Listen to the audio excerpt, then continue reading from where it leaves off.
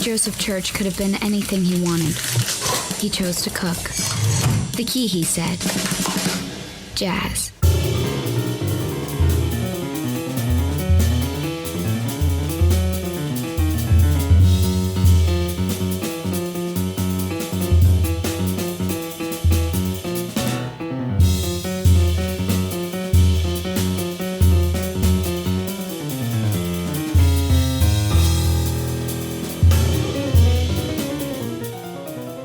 Hey everybody, welcome back to What the Hell Happened to Them? A title fight is brewing. That's right, this season, Eddie Murphy versus Jim Carrey. I am your host, Patrick Skeyhill, and joining me on the line is the most gorgeous 10-year-old boy on this or any other planet, Joe Vekeman. Aw, thanks. And on the audio boards is the most awkward girl on this or any other planet, Lev Van Rensselaer, reminding me to remind you that you can email the cast at whathappenedtothemcast@gmail.com. And our sponsor this week is Kelp. I need some oh, no, hold on. No, this is a jingle here. Oh, no, I get it. Okay. go for it. Kelp. I need some seaweed kelp. Oh. It's basically free kelp. Please won't you feed me kelp? So go have that from the Kelp Foundation. Does that fall like the Weird Al parody? Yeah, we're gonna get speaking of musical licensing issues, are we gonna get in trouble now? Those Beatles, they come to play when you use their music. How many are left though? 2?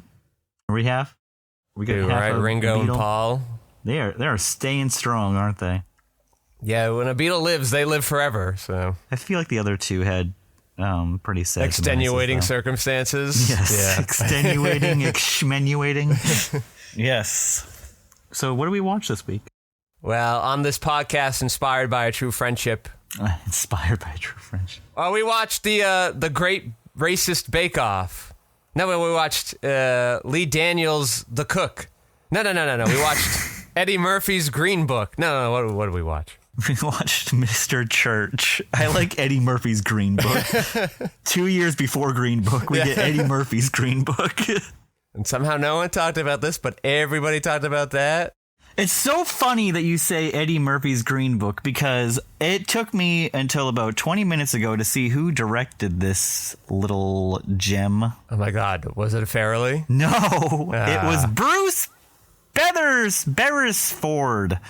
Do you know what he directed? Nope. A little Best Picture winner called Driving Miss Daisy. Does it all make sense now, right? It all made sense after I saw that. Yes. Everything comes back to Driving Miss Daisy in Hollywood. I'm going to tell you something. Honestly, I was trying my damnedest to get into this movie and like it. I was like, I am determined. Slow down. What yes, happens? I'll tell you, slow. This movie was paced very slowly. What happens in the movie? What happens in the movie? I'll tell you. Let's see. Unique friendship develops when a girl and her dying mother retain the services of a talented cook, Henry Joseph Church.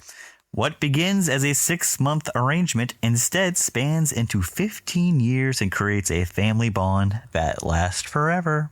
I think it takes place longer than 15 years, doesn't it? I think it definitely does. It's like more like 25 years. Yeah, something like that. The little girl's like 8 or 9 by the time, and yeah, 6 years go by, and then she leaves for college. Then 3 more years of college happens. Oh, we're doing the math now? Yeah, so that's 9. I guess it could just be 15. It certainly felt like a lot of time happened with how much Eddie Murphy aged. Yeah, he was like regular Eddie Murphy, and then he was like old Eddie Murphy. There was some slight graying, but it was all after the pregnancy happened. So I'm like, all right, he had a really good 9 years, and then like a really crappy 16 years. Well, he did drink every single night. He'd come home from Jellies, and he would just be like, throw down my matchbook. Don't know why I always have to throw down my matchbook that somehow disappears the next morning. Where'd that go? He's too drunk to even know, Joe. Leave him alone.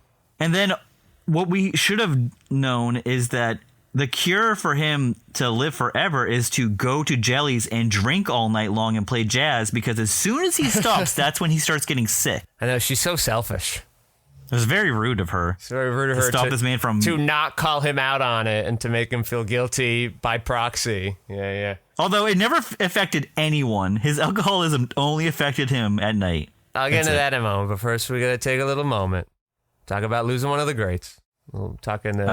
If you listen to this podcast for any amount of time, you've heard a man's name that you probably haven't heard or cared about, but we're going to take a moment to talk about him anyway. Bellatar, one of the great filmmakers out there. I look at my wall of 5 favorite filmmakers and I go, damn, I really only liked old white dudes. That's no good. That's okay. And they're all dying. The last one left is Mikhail Haneke, and he certainly is not long for our world either. I think he's not a spring chicken. In his late 70s, early 80s. That's it? My guys are in their 80s, so easy. My old white guys are in their 80s. We got young filmmakers coming up, but, the 5 I'm referring to are the ones who inspired me the most as I was an up-and-coming filmmaker. Anyway, the point is, Bellatar hadn't made a movie in 15 years. Wasn't planning to make a movie, unlike David Lynch. What was his last movie? The White Ribbon, right? No, that's Mikhail Haneke. The Bellatar, the Turin horse, and he's like, great, I'm done, I did it. And unlike Steve Soderbergh, he stayed retired. Steve Soderbergh, who just made 2 films last year. And he made 3, but the third one is still... He premiered 2. Still, and he's also shot 2 in the meantime.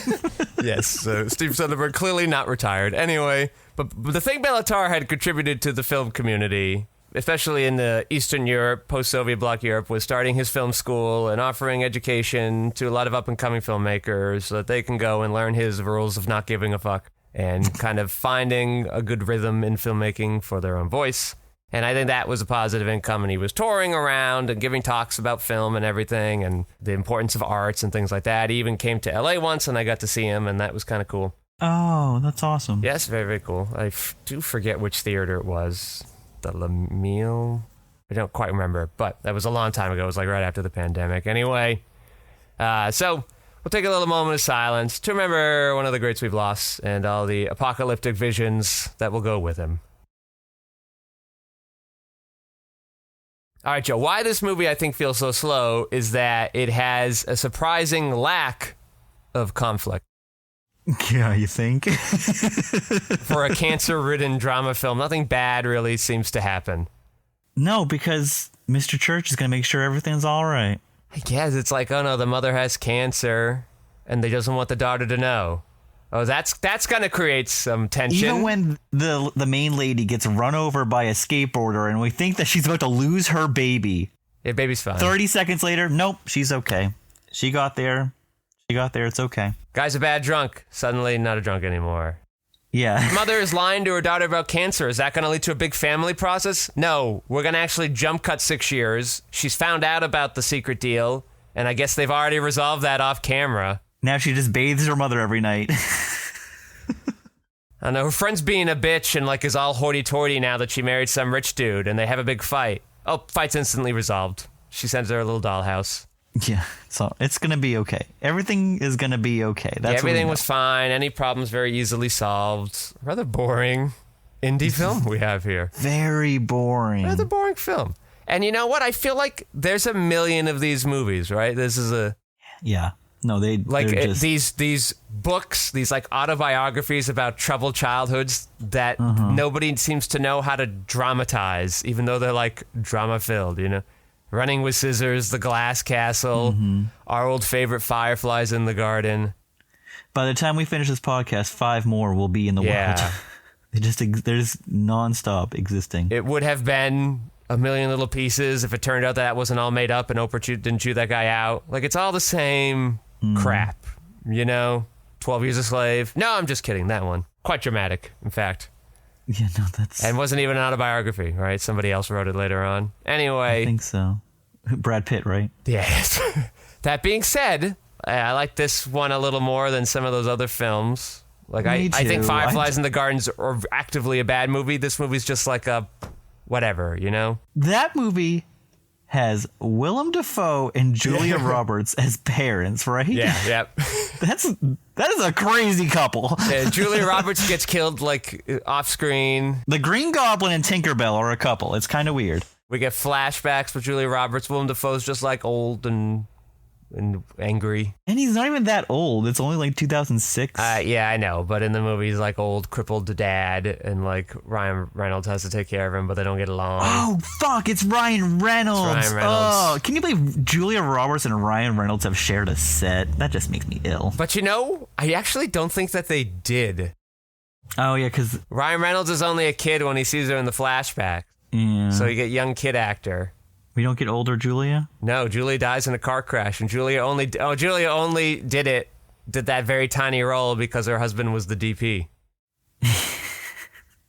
What a weird favor. Oh, hey, my super famous actress wife will help us out and like make sure we get a little bit of distribution. Yes. Thanks. Yeah, this is very nice of her. Anyway, so I would take this over that. But also, I've complained about this in some Jim Carrey serious role movies. Doesn't really utilize Eddie super well, right? This isn't the other Eddie Murphy serious movie, Dreamgirls. It was like, oh, I'm really glad they cast Eddie in this. He really brought it to life and made it electric, and it would be hard to see other actors doing as well with this role. And he was very upset that he made Norbit at that same time. I could see just about any African-American person doing this role. Oh, you think so? Okay, well, let me tell you something. I got some news for you. I have news. Was Eddie like number 10 on the list? No, he was definitely not number 1, though. Okay. I'll tell you that. The first person that was attached to it was Samuel L. Jackson. Yep, Coach Carter. Makes more sense, I believe. Yeah. Would have been fine. An older guy. Then you can't gray his hair. How would we know he's getting old, Joe? Do you think Samuel L. Jackson is opposed to a wig? He's got a wig guy. He's like, what do you need? He's got a mustache guy. He's got a wig guy, a mustache guy, an eye patch guy. Of course. Yeah, he's ready to go. You've seen Argyle, right? No. Is he bald in that? I don't know. I was talking about his Nick Fury character. Anyway, go on. Is there anything interesting to talk about with this movie? That's it. Okay, hold on. I thought you were going to go more. It's just Samuel L. Jackson, and then they went to Eddie Murphy? Yes, yeah, that's it. But Uma Thurman and Juna Temple were I thought they also... might slip in the last King of Scotland, Are you talking about... my God, why am I forgetting his name? God, my old age. My God. Forrest Whitaker. There you go. I got there. I had to picture him in Panic Room. That's my role for him. Lee Daniels, the butler. Maybe he was busy doing that one. Oh, yeah, he was the butler. Is he really the butler in that? Yeah, he's the butler in Lee Daniels, the butler. I've never seen Lee Daniels, the butler. I saw it. Robin Williams is Harry S. Truman. Oh. For 5 seconds. Oh, that's it. He's one of the shortest presidents you get to see in the movie. Yes, because the whole premise is he goes through a bunch of different presidents. I'm sorry. I don't think it's Harry S. Truman. I think it's Eisenhower. And then James Marsden is John F. Kennedy. Does that have John Cusack in it? Yes, John Cusack is Richard Nixon. Liev Schreiber is LBJ. Uh-huh. I don't know if they had Jimmy Carter. Jane Fonda plays Nancy Reagan? Okay. Yeah, the presidential cast was by far the reason to watch the film.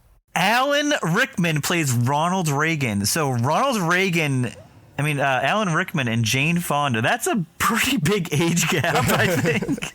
Wow. Okay. Anyway, Eddie was fine in the movie, but it's not a role you sink your teeth into, And it's not even if it were any other actor, like you can only do so much with this role. I just wanted more out of it. I was on board with this. I'm like, all right, I know what I'm getting into. I can smell the schmaltz and cheese on it, and I was just like, all right, let's just dive head first. This is a different kind of Eddie. I usually like those. There was just nothing to it. It was just that's the problem. It was so thin. It started off interesting. All right, he's a jazz band. First of all, the setup is extremely complicated. I'd love to see him play a jazz set at Jelly's. Go to Jelly's once. I don't mind this, because then his friend from Jelly's comes and he goes, "Wow, I had no idea he was a cook," and that's all we know him as. So I like this guy with his compartmentalized life, but we never really. Probably because the narrator never finds out, but we never figure out why. It's not this deep, complex study. It's, Tuesdays with Maury we've got. Tuesdays with Maury. Sorry, Hank we watched Azaria. that in health class. Yeah, Yeah. Another memoir that got turned into a movie with very minimal drama. So I think we're kind of limited because they didn't want to take any dramatic liberties with the piece. The movie literally ends with the woman starting to write the book. Mm-hmm. Yes, because she's now a writer after she is done raising her kid who's 8. She finally is like, I got to get my life back on track.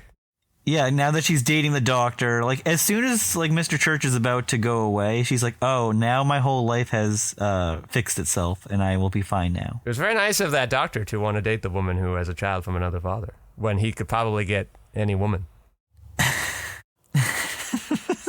He's a doctor in the 80s, early 90s. Like women still love their doctors. Yeah, that's a good point. But didn't he like her from like when he was like... Yes. So it's nice that he like that flame still burned all those years later, even when he could do better. The line where he was like, and I was looking you up for years. Years? It was much harder to do then. There was no Facebook. I know it was harder back then. There was no Facebook. There was no Facebook. You couldn't just Facebook message or say, hey, I know we had class together a couple of years ago. Hey, remember me from high school? That wasn't the same guy that took her to prom, right? Yeah, it was. Oh, it was? Okay. Yeah, the doctor, same guy. They all had very plain faces. Yeah, I know. That guy and the drunk guy, very tough to tell apart. Well, he had a thing, though. The other guy was just like, I'm just kind of a nice guy, and I like you. Yeah. No, there's no conflict. She's like, boy, how could this adorable guy ever love me? Well, it turns out he just did, like, for no reason. He just did. Just 'cause. 10 years passed, and he's like, oh, let's go to prom. And she's like, I don't believe you. And he's like, okay, well, you're going to prom with me. And that was it. And then, when they're in the car, she's like, why didn't you ever kiss me? And then he's like, well, this is definitely an invitation to start kissing you, right? And I'm like, I don't know if that's how that works. Because I was being polite. Now she's like, I don't want to go to prom. And the mother's like, why? And she's like, because you're just going to die anyway. What do you care? And she's like, fine, I just won't die until after prom. And indeed, she doesn't. She just, like, wills that into power. This cancer, this looming threat of cancer. Yes. Very looming for, 6, 8 years? How many years? 6 years? Even the scene where we find out that she dies, they don't say it, which is good. Like, we know it. But even then, I felt like her reaction was just like, all right, this is coming. Which is probably realistic, but... Yeah, it was my mom. She died. In your somber music score, I just feel like we needed something a little interesting to happen. It was like this was from the director of Driving Miss Daisy, a movie I've never seen. I'm pissed at that movie because of the whole Do the Right Thing, but maybe that's why I'll never watch it. I don't know. Have you seen it? Do the Right Thing. I've seen Do the Right Thing. Yeah, that's what won. Driving Miss Daisy beat Do the Right Thing. I'm not surprised, but... insane. Well, because, Joe, a lot of those Academy voters are white. I get it. Let me tell you, Do the Right Thing doesn't make white people feel better about things. But Driving Miss Daisy goes, oh yeah, see, we're not all racist. We can learn. It's your whole claim that the 80s Oscars were so washed and stupid. I mean, Oscars in general kind of trend that direction. It's nice that they bucked it recently-ish.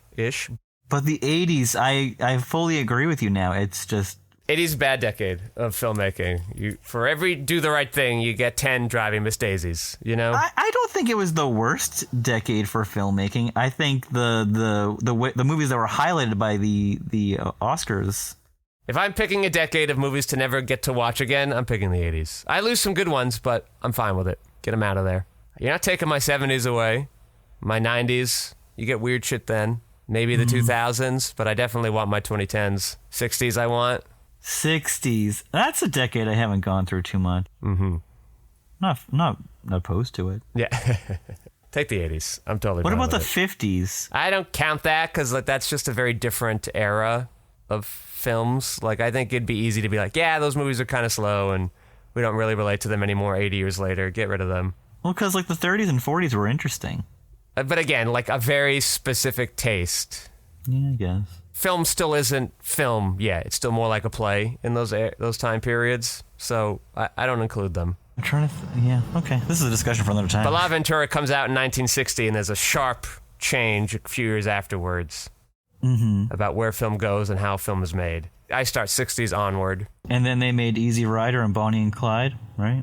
Yes, so that's America, right? So, and La Ventura happens, starts spreading through Europe, that type of filmmaking, and then the cinephiles start to come out of the woodwork in the mid to late 60s in America, and yeah, that's kind of where Easy Rider, that BBC era, We documented this with our Jack Nicholson Exactly. series. That's when it starts to kind of flower and bloom, right? Those are the American indie filmmakers, right? And that, of course, leads us into the 70s, and it was a good time. The 80s just get hyper-corporatized, right? Blockbusters get discovered. Synergy gets looked into by major businesses. Some of my favorite movies of all time were made in the 80s. I just watched one yesterday. You know what it was called? What?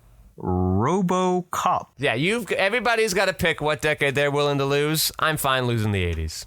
Get it out of here. RoboCop. Yeah. Good movie. All right, but we got to talk about more Mr. Church. Oh, yes, Mr. Church.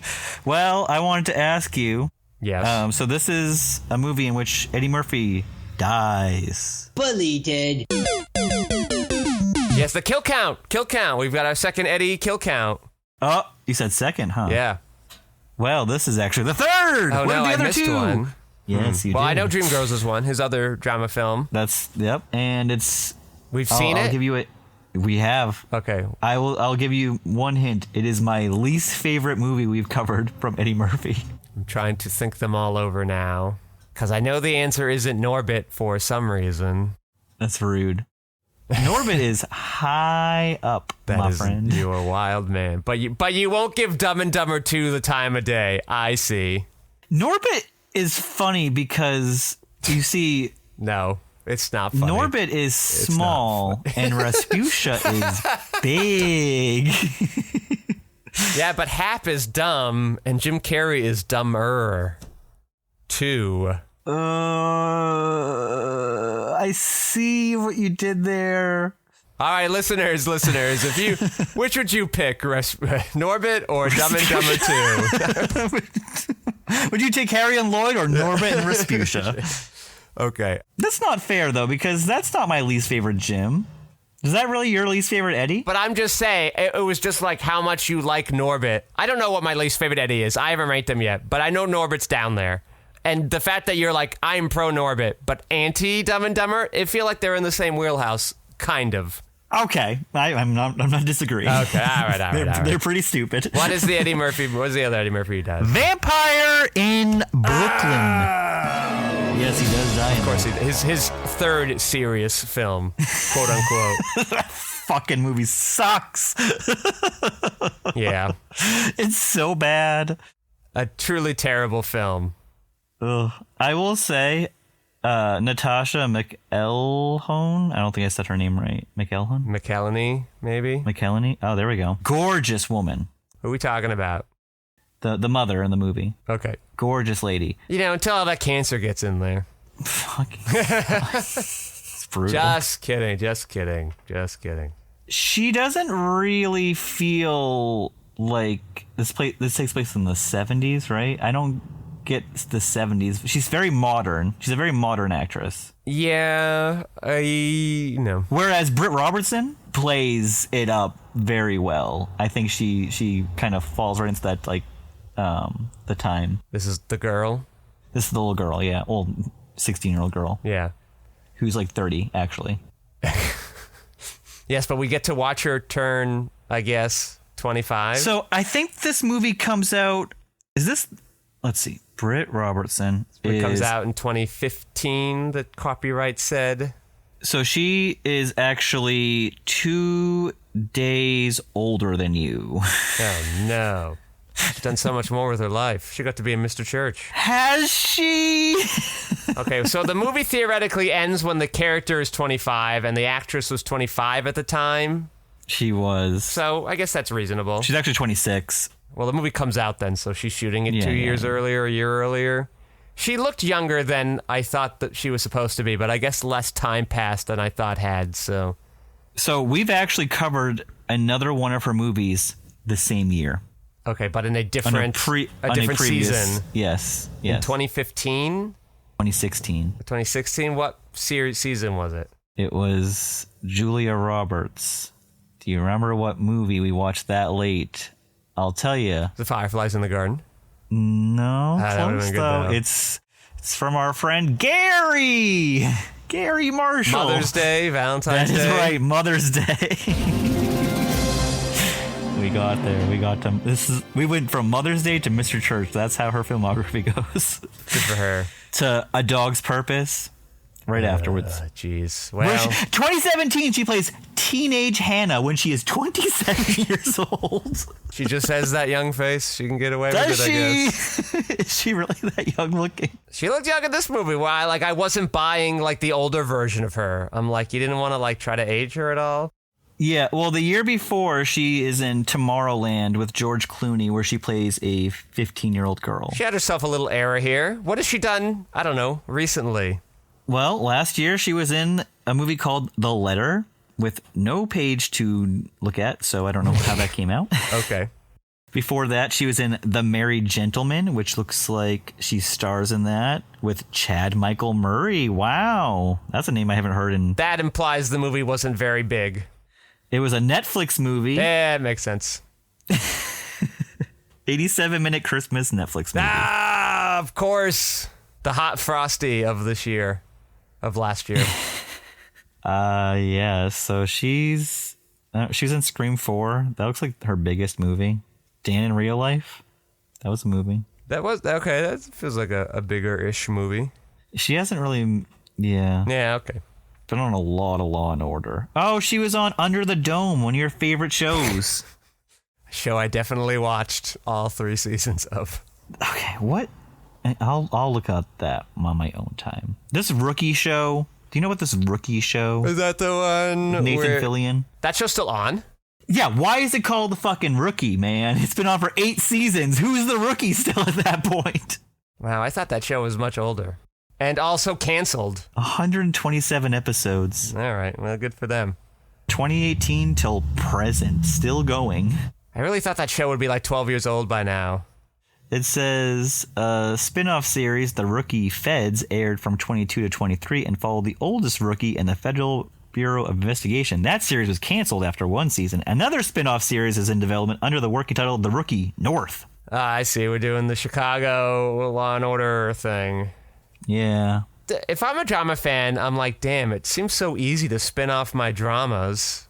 Does that mean they're all formulaic and junk foody? People just, like, ingest that stuff like it's, like, gum. They're just, like, popping it in. Give me another one. Give me another one. And then you just have that giant wad like an Ace Ventura. Yeah, if I'm watching Law and Order and Law and Order SVU and Law and Order whatever that third one was, all in the same week, aren't I getting, like, bored? Aren't I being like, oh, I'm seeing the pattern? Well, you should ask my sister that because she's watched every single episode of Law and Order 1,000,000 times. I mean, like, hey, listen, if you're like watching one Law and Order and you're getting the, you know, like that kind of like, all right, I'm seeing it once a week, whatever. You're essentially watching the same show 3 times a week with like slightly different takes on the type of crimes happening. Yeah, I don't think I'd want to watch the one with sexual assault. That feels like it would kind of tire itself out. Yeah, and somehow you get 20 years out of it. Yeah. Okay, whatever. Mr. Church. Well, clearly we got not a lot to talk about Mr. Church. We don't. There's nothing really to talk. There's no conflict. You absolutely like nailed it at the beginning. No conflict. Yeah, anything bad, anything that looks like bad might happen, suddenly it doesn't. Suddenly it's resolved easily. It's a little unfortunate because, like, if my drama film's not doing that, what is my drama film doing? We really are Green Book. So, have you seen Driving Miss Daisy? Yeah, I saw it. This man's... Oh. I think Driving Miss Daisy is better than this movie. Okay. Because that one kind of, like, has, like, a real 3-act structure, you know? It's still schmaltzy and, you know, things probably get resolved a little too easily and white people get kind of a pat on the back, but... I'm a little confused. So, it stars Morgan Freeman. Yeah. And Jessica Tandy, who won Best Actress, right? She's one of the oldest winners. And then Dan Aykroyd. What is Dan Aykroyd's role in that movie? He's the son. He's her son. Oh. And he hires the guy. Interesting. Maybe. Did he win the award for doing that? Who? Dan Aykroyd? No, he's not one of them. Was he nominated? I doubt it. He got something. I don't remember the movie super well, but at least it kind of felt like a real movie. This movie's like undercooked. You took it out of the oven a little too soon. The muffin's still a little soggy. You got to put it back in till the plot rises this high. Ew. Yeah, I need the plot to rise and the drama to firm up a little bit, and then I think we'd have a fine enough movie. Also, like, here's another drama thing that went nowhere. All right, she gets hit by a skateboarder. The town drunk has to now drive her to the hospital. And you go, uh-oh, he's drunk behind the wheel. Surely this will lead to even more drama. No, actually, just get to the hospital and everything's fine. So, Driving Miss Daisy was made for $7.5 million. In a time when that money was worth more. And it made $145 million. Very big deal movie. Very big deal movie at the time. Yes. Mr. Church, on the other hand, was made for $8 million. Yeah. And it made a gross of $685,000. Yeah. I bet this movie wasn't in all that many theaters. It definitely played at the Lincoln Theater near me for 2 months. It's nice that Eddie Murphy, even in his serious roles, still does a lot of makeup and prosthetics. Like, maybe that's what draws him to roles. It was like, oh, I get to, like, look different throughout the movie? Great. Awesome. I get bored. I don't know. I didn't really care for it. It made me sad because I was like, I'm going to try to give this one a good shot. Seemed like it could have been okay. And ultimately, nothing really happened. Despite 15 years passing, not much really happened. Joe, would you like to join me for a little Drew Carey musical licensing rights? Absolutely. Moon over Parma, bring my love to me tonight.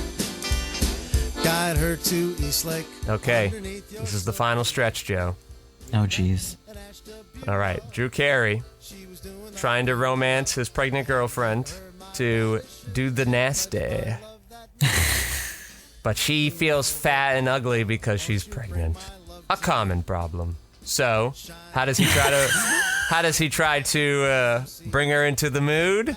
Well, of course, in the show, he plays some Barry White.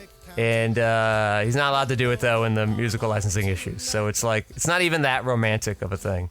But she essentially says, after she shuts it off, he's not allowed in here either. This being her little apartment.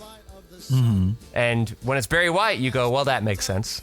But when it's like some generic R&B music, you go, who's he? What are we talking about? I don't even remember if somebody was singing in the replacement version. Jesus. There's another one where, for a reason I won't get into because it's a little complicated, Drew Carey needs to go on a quest for a holy grail. And to get it, he has to get it from an old lady. And he, looking like somebody from the 50s, the way Drew Carey does, he looks like the old lady's dead husband. So he has to go out dancing with her. And they play some old-timey dance music. And I thought, was this replaced? No, the same music, the old-timey dance music, perfectly fine to use. Maybe it's out of copyright. Maybe it was just generic when they put it in there. Maybe they were like, well, we don't need this for a joke or anything. Any old-timey music will do. When they first made the episode 9 years ago, that's fine. Anyway, all right. So near the end, the online retail store closes. The climate at the time that the episodes came out seemed to be that it's impossible to sell things online and make a profit. It's way too complicated. It's too hard with all the shipping and handling. People just would rather go to stores. And maybe that was true in 2004. But it certainly looks really odd watching it in 2026. When we're about to become the United States of Amazon. Good old US of Am. So the online retail store Drew Carey's worked on for these last 2 seasons goes out of business. Drew Carey has the idea to open up his own department store. And he gets the funding, again, through a very complicated manner. But anyway, of course, because it's the Drew Carey show, Drew Carey never gets quite what he wants. And somehow his old boss, Mr. Wick, played by Craig Ferguson, ends up coming back, taking over as manager, and forcing Drew and Mimi to have their old jobs as executive assistant and assistant to human resources. And so they end up in their old desks, in their old locations, Mimi pranking Drew as normal. And then they play the song, Looks Like We Made It, to be like, it's full circle, right? Drew Carey's life goes nowhere after all these years. A very funny bit, but they can't use the rights to that song, so you just get some, like, random music that they play out on as the camera, like, cranes up, and we see things are as they always have been. You lose a little something there, but if you didn't know that was there, it's probably fine. The visualness of the joke gets it across anyway, so, I guess you can let that one be. But then we finally get to the last episode, Joe. And the last episode ends in a big musical montage, so... Of course it does. Yes. So I've been thinking a lot. I was like, well, it's the final 2 minutes of the whole series. Are they going to, go to bat for that? Because on the one hand, it's sort of generic. They play the We're Still Rockin' America as Drew Carey and the cast are like in various spots around the United States, signing autographs with people, kind of, giving out free hot dogs at a hot dog stand in New York or doing bowling in the Midwest. It's a pretty fun montage, and you're seeing all the Drew Carey fans hanging out with Drew Carey, and then you get some footage of them at the wrap party of the Drew Carey show final taping and things like that. So it could be any music. Theoretically, it's not important there. It's not for a joke. It's just like a fun way to go out. But it is the last thing. So, are you going to give it to them? I wondered. And what we found out was, no, not going to give it to them. Just generic rock music in there. We go out as we began. Musical licensing issues. Even at the very end, they still couldn't get that across. But they did get the old-timey music. The Drew Carey show was an ignominious ending on ABC. Unfortunate for what was such a large moneymaker for at least 5 years for ABC, maybe 6. I didn't even realize it was the last episode when I watched it live in August of 2024, of 2004, or whenever it was. Was that one at least in order? No, this was the last episode. The last 2 episodes were the last 2 episodes aired, and they would air them back to back because they're burning it off during the summer. And I was just watching and, having a good time. And then we see sort of the last scene of the first episode of the Drew Carey show is he's outside playing pool in the rain because his pool table's in his backyard. And his friends, Kate and Oswald and Lewis, kind of look outside the window and give him a "you idiot" look. And then he keeps playing. Well, we now end this show before the montage with Drew Carey in the backyard playing pool. His son has just been born. And then we look inside the window. We see that first clip of those 3 people in the window from 1995 looking, and then it fades into today, and it's, Lewis and Oswald and the new girl and Mr. Wick and Mimi and the baby. And you go oh, look how far we come. And then Drew Carey looks at the camera and he goes, "Hey, that's the end of the show, everybody, but thanks for watching, and it was a lot of fun." And I go, "Wait, it's over? What?" And then they do the 2-minute montage. I was like, ABC, you're just dumping it? You're parking and dumping it in the summer? That's not fair. But otherwise, I wouldn't have known, and I would have kept waiting for the next season to come out, and I had no internet to figure out that it wasn't. So I guess it was nice of Drew Carey to tell me right to my face. Show's over, guys. Had a good run. You did. Had a good run. 9 seasons? 9 seasons. Wow. 5 which were contractually obligated. It probably would have only been 7 or 8 had that not existed. Contractually obligated, and then they still had to burn them out in the summer. Still burned out a season and a half in the summer. Rude. Like ABC had that many good things going on in the early 2000s. You don't have Lost yet. You don't have Desperate Housewives yet. What are you doing with your time? According to Jim, took priority? George Lopez took priority? I don't buy it. Yeah, because, their TGIF lineup was that's long gone, yeah. Hope and Faith, that took priority? Hope and Faith. Yeah. I'm trying to remember what played around. The Drew Carey was on Wednesday nights in its prime, and I'm trying to remember what the hell else was around. 2 Guys, a Girl, and a Pizza Place. No. Ryan Reynolds. I didn't watch that, though. I did. So now it's all right, I spent the last 18 months, 15 months watching Drew Carey show on Plex, giving it all 5 stars so that people would be encouraged to That's nice to watch it. What do I do now? Well, I think back to the James Joyce Book Club I talked about on the show briefly some time ago, where they were reading Finnegan's Wake. They would meet every week, and it took them 20 years to go through Finnegan's Wake. So you're going to watch Sons of Anarchy? No. I'm not done. I didn't finish the story yet. And They said, all right, well, we finished this. What do we do now? What's our next book? And they said, let's just read it again. Well, Joe, I found out that aside from Plex, Tubi now has the Drew Carey show. Let's just do it again. So I think I will watch the Drew Carey show. Roll along. I will go through the Drew Carey show on Tubi and give it 5 stars on every episode as I go through, so that people will be encouraged to watch the Drew Carey show there as well. I'd like to watch some too, so I might. Yeah, I don't watch it on Tubi. Oh, that bad? It's the same. It's just like Prec. The streaming will always have the bad musical rights. So go find the Media Junkie Josh episodes. You can watch them that way. Or if you have the Middle Aged People channel, you can catch odd episodes here or there. But don't, I've already seen the show, so I know what the musical jokes are. I'm missing out on at least.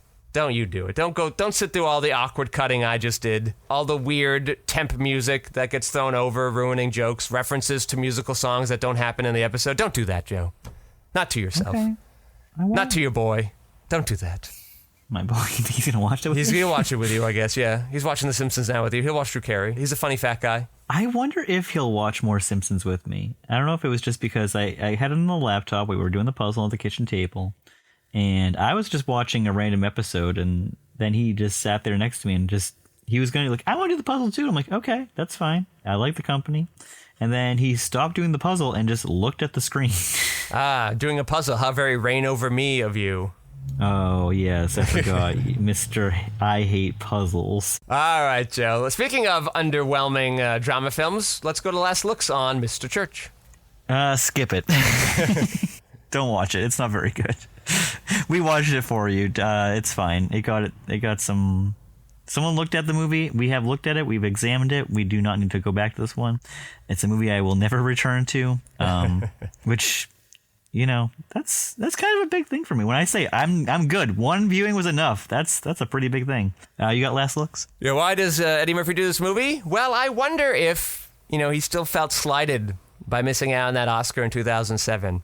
You think this is, 4 years away from movies, and he's like, oh, I'm coming for that Oscar again. Mr. Church, you're mine. He doesn't need to prove anything comedy-wise to himself, but maybe he wants to go for that Oscar, and this drama film comes along his way, and he goes like, oh, this is the kind of crap Oscars usually like. Let me give this one a go.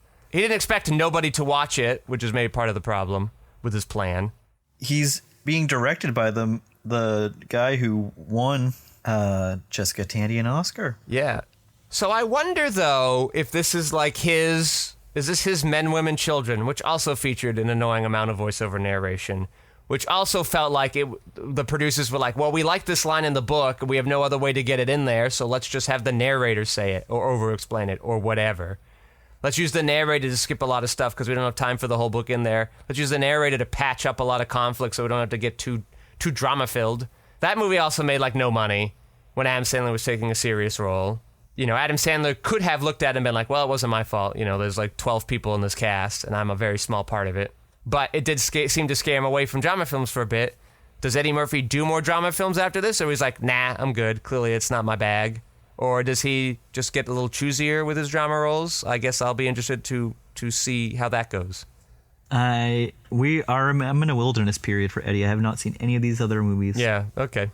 We've been in there for a little while now. Well, yeah, you've been in my last 10 film years of these people, so never heard of Mr. Church before. Was surprised it was a drama. I saw the Mr. Church poster at the Lincoln Cinema World for months, and I was like, "Are they gonna take that one down?" Nah, they were just like, "We got nothing better. Leave it up. It's fine." Maybe somebody at the Lincoln Cinema really liked it and was just hoping people would go and watch it or rent it. I wish they would allow me to purchase those posters when they're done with them. I know. There's certain ones that I'd like. At the Dedham Community Theater, they'll put them in a box and you can just take them. Oh, man. Usually the good ones are taken right away, though. Usually by the employees themselves, but sometimes you get lucky. Well, I've been looking at a Billy Madison one, the one where he's at the little kid's desk. Yeah.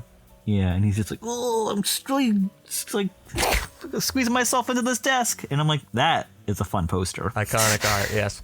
All right, well, I'd like to thank Lev Van Rensselaer for minding those audio boards and keeping us sound so slippery smooth. I'd like to thank my co-host Joe Vekeman for stopping by. Thank you. I'd like to thank Drew Carey for making such a wonderful show that I got to watch again, and even getting a bastardized version of it on streaming is still better than no Drew Carey at all. I am your host, Patrick Scale. You can find my features, documentaries, short films, video essays, animations, behind-the-scenes footage, and so much more at quixoticunited.com and social media, presumably with a similar sounding name. Thank you all for listening. Joe, say goodnight. Good night.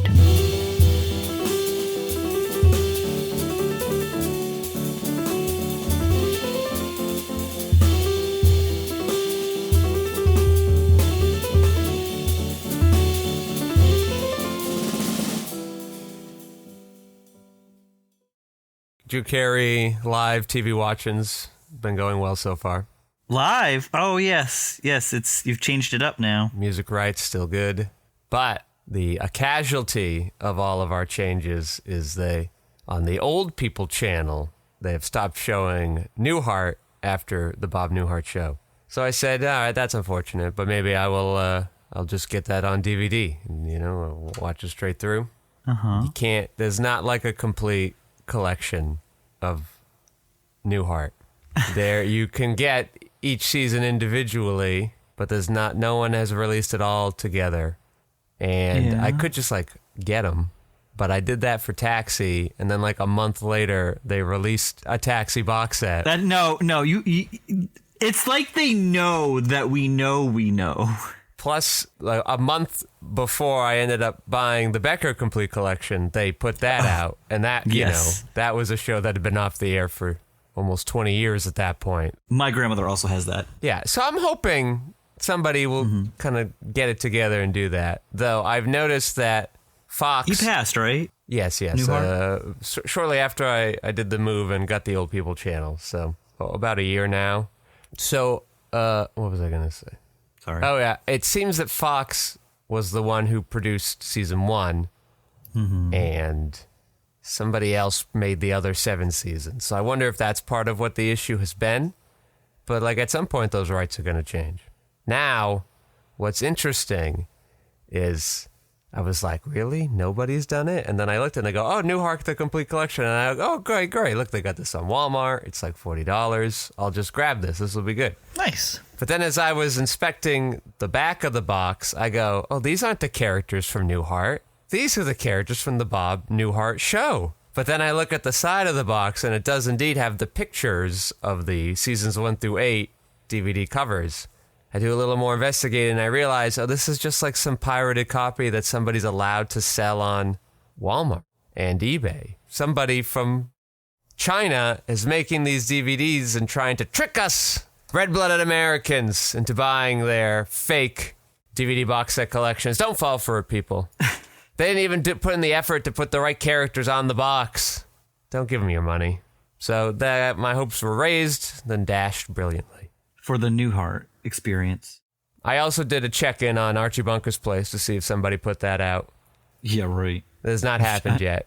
But that will be my gift to you when that finally comes out, because I have been searching high and low. I know. But, you know, the Old People channel does now at 3:30 in the morning air Archie Bunker's Place. So if I'm up late at night, I could watch it there.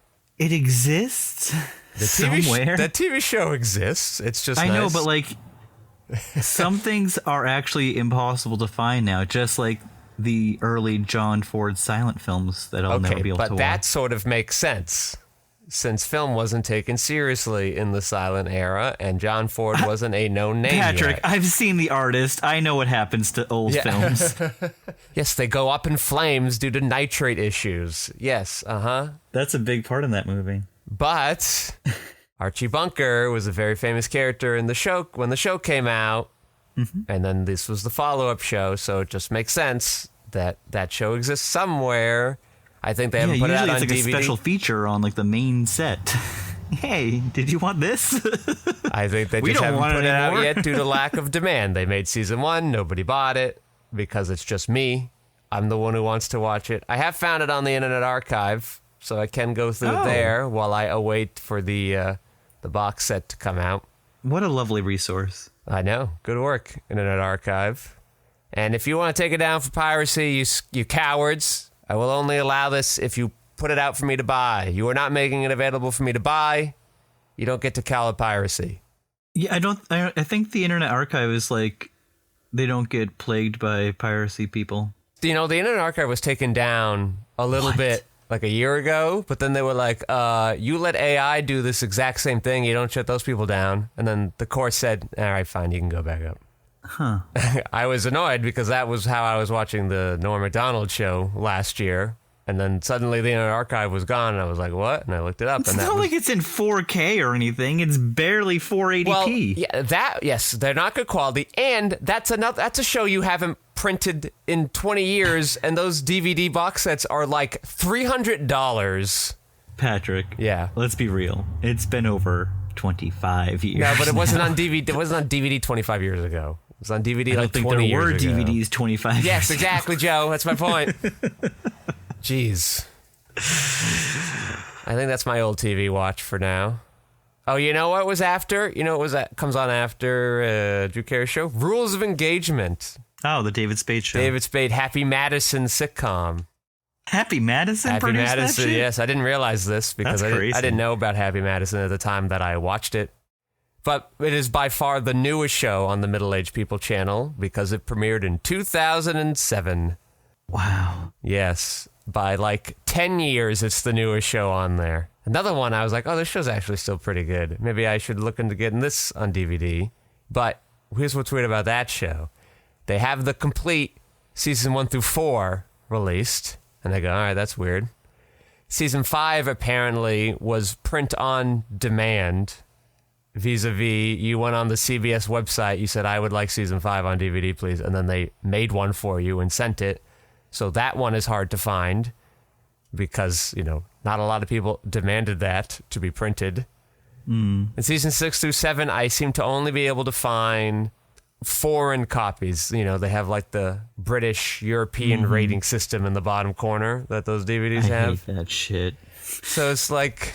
Makes the art look so ugly. Yeah, but also like, it might not play in my thing. I don't know. And so I was already like on the fence because I'm like, well, I can't even get it all in the box set. Like, will they reprint this? But also it doesn't seem like even if I wanted to collect them season by season, I'd be able to do it. What are you guys doing? I will give you money. Print the stupid things on DVD. Give me one full set. It looks nice on my shelf. Back before all of The Simpsons was streaming, I collected all of the Simpsons seasons so I could watch them. Very I bold. Haven't been able. Well, yeah. I stopped because they stopped. Okay, yeah. But they were doing these things where they're like, how about season 1 through 5 normal box sets look really like nice on a shelf? How about season 6? It's Homer's head. Yeah. Isn't that great? Don't you guys love Homer's head in his awkward box, like to open it and everything, and it falls apart because it's cheap plastic?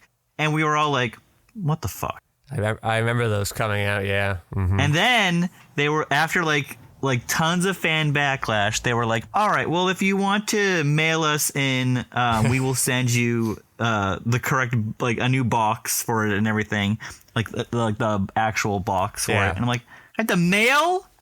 I have to mail you? I have to mail? That's going to take a month. Yeah, that's what it used to forever. But then they just put out regular packages, and I found one on eBay for like really cheap, so I just bought it so I could have it look nice. And then they're like, let's get with the moment, and let's make Blu-rays instead of DVDs. And so then they put them on both, and I'm like, well, I guess I'd rather have them on Blu-rays, and they still look like they're the same size, box set. I'm like, okay. And then they're like, no, we're all done with the Blu-rays because these aren't selling anymore. So we're just going to go back to straight only DVDs. And also we're going to change the size of the box so it's going to be bigger than the other boxes. So then nothing's going to look nice on your shelf anymore. And I'm like, what's wrong with you people? No wonder why Fox went out of business. Yes, and Disney certainly isn't going to rectify those issues. They're like, of course, we could make more money on this, but we won't. Can you imagine if they put all like seasons 1 through 34, 35 that they're out right now? I think they're on season 37. You said they're watchable now, though. I think they're still good. Like, listen, if you only had the DVD/Blu-rays of season 1 through 12, 1 through 14, I have 1 through 20. You could get by. You'd be fine if that's all you had. Season 1 through 20, still fine. Seasons now have been pretty good, I'd say. They're not the best thing on TV, but certainly a little more creatively invested in their own product than they have been, it felt like. I think we've mentioned this too. Every time they want to go do a flashback, they've always changed the ages or the times that the main characters were younger. So they were first in the 70s, then the 80s, now they're in the 90s. Then I'm like, probably in the 2000s now. Yeah, they had one Grandpa Simpson was having a flashback. He's like, yeah, when I was a young boy in the 20s or 50s or whichever decade makes sense now, this happened. That's good. Self-aware. So, yeah. Show's having a mini renaissance, It's not hitting the ties, but they're trying things, and I find it to be at least minorly interesting. Again, I find the pop culture references less relevant to my life, but hopefully other audiences are enjoying it and getting value out of it. I hope so. So the show goes on and on and on. Enjoying it. It's kind of turned into like SNL. Oh, it was the best when we were younger. No, it was actually the best when we were younger. Yeah, I don't think. Yeah, well, SNL is just like, this is what I grew up with, so this is what I find amusing. I don't know if anyone's like, I grew up with season 25 of The Simpsons. That was the best era. I mean, you say that, but people like the prequels now. Like the kids who were like little kids love the Star Wars prequels. Yeah. No, they don't. They do? They do. Yeah, no, they've been fully reclaimed. And you know what's going to be happening soon? The JJ ones will be reclaimed soon because their kids now are going to be like 10 when those came out. 10, 12, 13. Crazy. Fuck my life. I hate dying. I'm going to die. We're all going to die. Well, listen, as long as people like The Simpsons, so I don't care. I think it might be harder for younger people to watch those older episodes because there are references that they don't understand. Or it's like a completely different lifestyle that doesn't make any sense to them anyway. I was imagining it last night, whereas like Bart's bad boy image was like a slingshot and a skateboard. And I go, do kids even do any of those things anymore when they're bad boys? What's it now? It's like AI faking naked pictures of an annoying girl in your class or something. Like that's what the bad boys do now. That is demented. Yes. Like what would Bart have to do to resonate with the young troublemakers of today? I don't know. I don't want to think about that because... We'll put a capper on this because over the Christmas vacation break for Julian, I threw on an episode from season 3 of The Simpsons. And we were doing a puzzle, and there was a moment where he stopped doing the puzzle and just could not stop looking at The Simpsons. Sweet. And I'm like, it was Lisa Goes to Washington or whatever. Oh. And it's actually a pretty political episode. I'm like, what are you getting from this, like, at all? Like, what are you gaining? It's a little slower. That's actually a season 2 episode that they didn't air with season 2. Oh, I see. Mm-hmm. Yeah, it was supposed to be the last episode of season 2, and it became the first or second of season 3. But it feels a lot like season 2, which is not sort of what people think of when they think of The Simpsons. Mm-hmm. It's a little crude, it's a little slower, it's a little more like straight. It's playing more in the James L. Brooks style more than the wacky comedy stylings. Yeah, it's the real El McKay. Yes, that's what it's like. So old, George Bush Sr. is president in the show. Very, very amusing. Oh, the other thing I heard was that the kids that are like in high school now, like, we're going to barely remember the Obama administration. And I'm like, oh, cool. Great. Fuck. Yeah, that makes sense. What are the? Oh, maybe Julian likes them because he thinks they're minions. Oh, the Simpsons? Yeah. He doesn't really like the Minions. Oh, okay. Well, then I don't know. Allie likes the Minions. I was 7 when I started watching. He seems pretty close to that age, so maybe there's just something about that era in a child's life where you're like, ooh, cartoon. It's exactly right around the same age. Okay, I'll keep this in mind. I started collecting them when I was like 10 or 11, right when they started coming out on DVD. You had a DVD player when you were 10? Wow, Mr. Swanky Pants. Well, it was... No, it was 12, so it must have been 12 when I had them, because I remember when I got my PlayStation 2, I was like, well, I'm going to start getting DVDs and movies now. I don't even know if I knew about DVDs then. Really? I don't think. I'm trying to think when I first knew. I don't know. I didn't have any movies. I had a couple of VHS tapes when I was like 5 or 6, but like that was sort of it. Then we didn't really have any of those. My grandmother had Riverdance. That was we had to wait in line outside of the Coconuts. Oh, because of your heritage. I guess. I don't know why. There was a whole line of us outside in 1995 or 6 or whenever the VHS of Riverdance came out, and we like waited. It was like we were getting concert tickets or something. We waited for several hours to get the fucking thing. So when you were 5, you were 6 feet, right? Yeah. Just imagining you just a little shorter, but looking exactly the same. I'm 5. What, you want to fight about it? I'm here to see Michael Flatley. He's the Lord of the Dance. Oh, yeah, Michael Flatley. I remember that name. It's very prominent on the box cover. It was a clamshell packaging. You know, remember those VHS yes, of course. things? Love those. Bob Scary, guest of the cast. He's big into VHS now. He loves himself some clamshell packaging. Yeah. Tries to sell me on the VHS media. I go, no. You want to sell me some 8 tracks too, Bob? No, thank you. Does Bob have kids? Does not have kids, no. That's